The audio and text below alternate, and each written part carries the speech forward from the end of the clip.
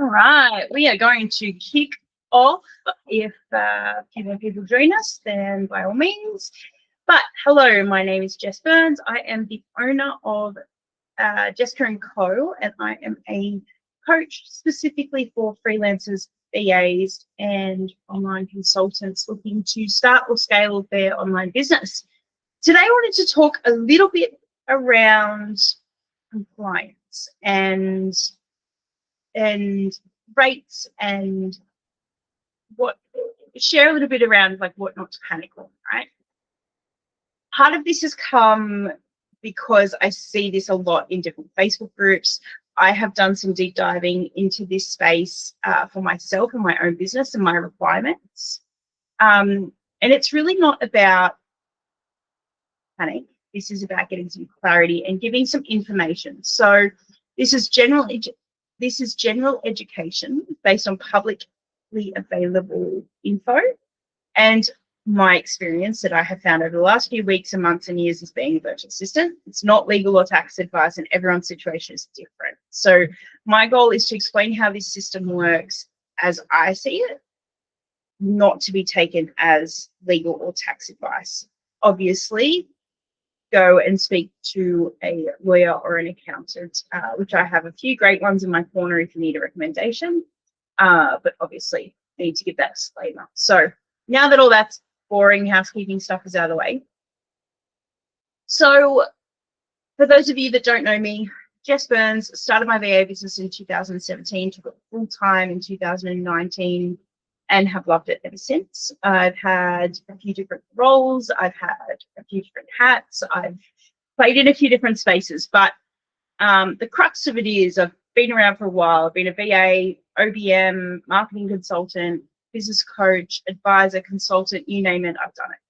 And I've been reviewing my compliance. One of my VAs doing my 6-figure freedom program, she constantly reminds me around compliance, and her business has been part of an audit over the last few weeks, which really triggered my, okay, well, what's next for us? What does hiring look like for us? What does compliance look like for us? And so then I just started going down a bit of a rabbit hole. Now, normally I go to my accountant, get all this information, but I thought it would be really valuable to be able to share this with you with some links and some information that you can go and have a look yourself. Like I said, not my circus, not my monkeys as far as legal and tax advice, but I want to share with you what I've found. So there's also a lot of confusion in a lot of groups around what we can and can't do. And there is a little bit of grey area depending on the setup with your client. But the biggest thing I saw the other day is that it's illegal to just do an hourly rate, which it's not. It's not the hourly rate that is the challenge. It becomes the structure of how you are performing and that hourly rate. So what the key challenge is here is around the practice in which you implement the hourly rates for your client. A big part of this is super, whether you're entitled to super or not. So it's not just about a title or an ADN. If your contract is just to get paid for labor, essentially, you may be treated as employee for super purposes only. So you would need to go and ask your accountant about that. With this client, would this apply, right? It's really important that you dive into this and understand, and it's worth understanding of how this plays out and having those conversations. It doesn't mean that you've done anything wrong. The client often doesn't know either. But in some cases, this is a very real option for you to possibly need to consider. It can be very overwhelming. I know for me, when I first heard it, and from my accountant, you know, I was like, my gosh, why does no one tell you this stuff? Why isn't it taught somewhere in a business course? Like, and maybe it is now. It's been a hot minute since I've done a diploma and a certificate 4, but it's very, very normal to feel overwhelmed with the information and not really be sure, which is why it's important to hire these experts to be in your corner.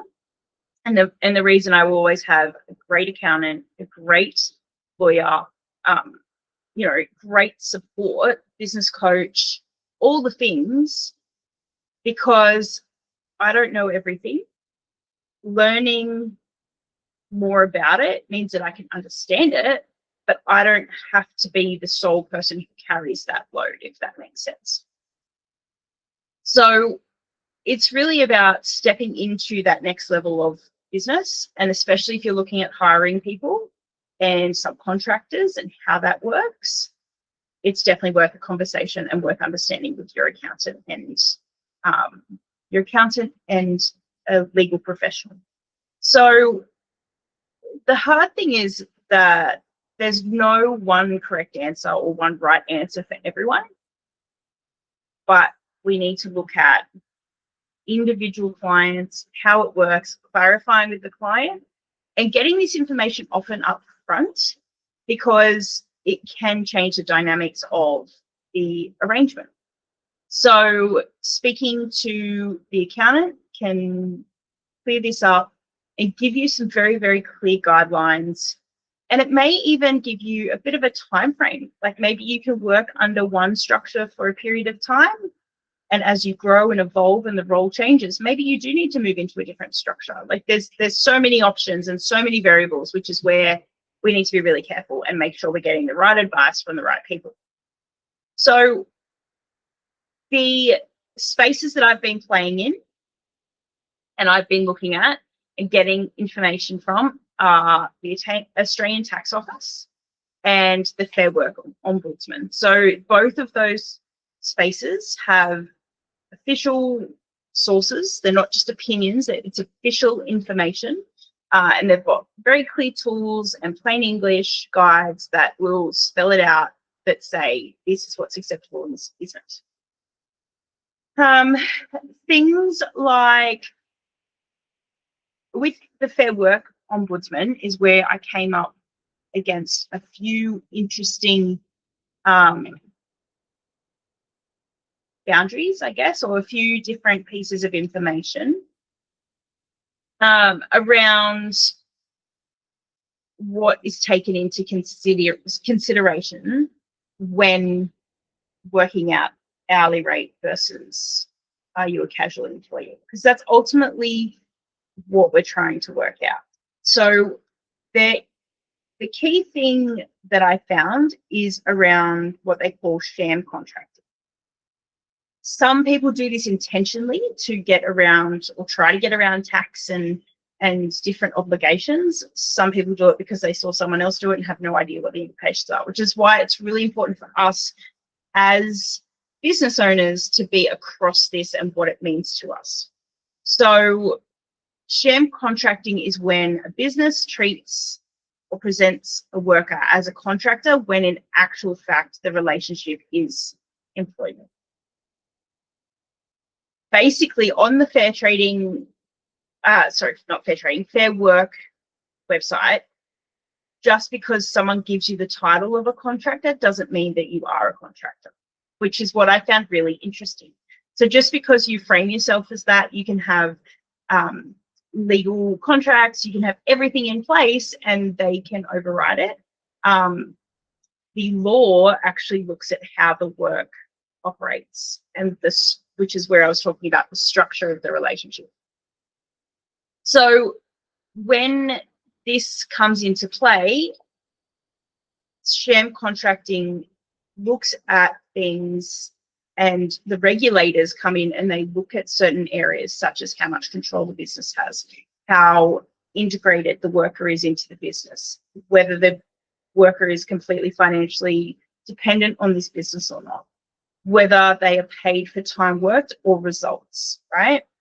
Whether the worker can delegate or subcontract what they're doing, and whether the arrangement is ongoing and in a regular capacity. So if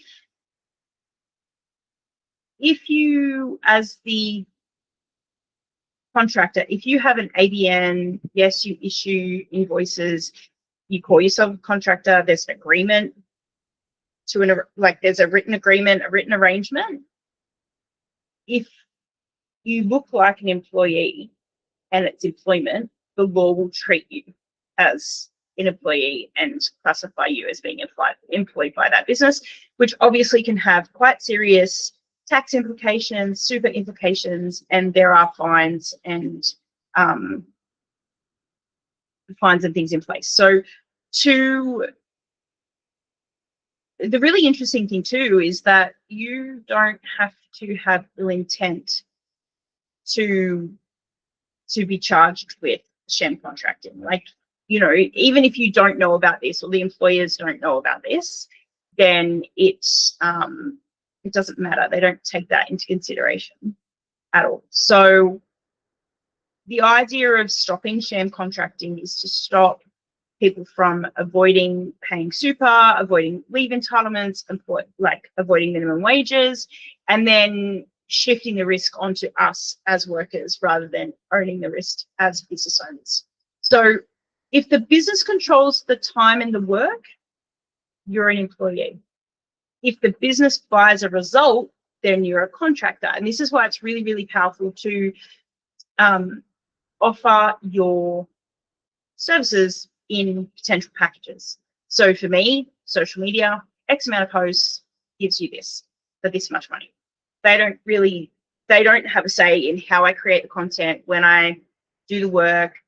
You know, I can obviously outsource it to my team, all of those fun things. Now, if someone said to me, right, we want you to come and do social media for us, but you are to attend our office between 8 and 12 every Wednesday, and you are to action it, and you're to do it with the computer that we give you, the phone that we give you, and we'll give you all of our logins, so you do it all on on our terms, basically.